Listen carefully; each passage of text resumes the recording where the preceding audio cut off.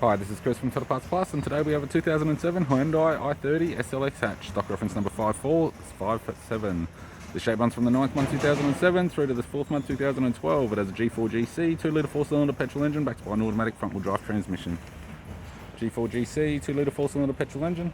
We have the left-hand headlight, left fog light, left front 16-inch factory alloy mag with a good tyre, left power door mirror, left front door has 2 small dents, left rear door has 1 small dent, left rear 16-inch factory alloy mag with a good tyre, left hand tail light, tailgate appears to have no damage, tidy rear bumper cover, right hand tail light, right rear 16-inch factory alloy mag with a good tyre, right rear door appears to have no damage, and right front 16-inch factory alloy mag with a good tyre.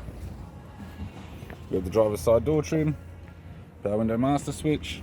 This vehicle is fitted with black cloth interior, automatic type console, automatic gear shifter, climate control, heated controls, top glove box, interior mirror, left sun visor, courtesy lamp, sunglass holder type, right sun visor, instrument cluster, and a tidy 3-spoke leather steering wheel with cruise, audio and phone buttons.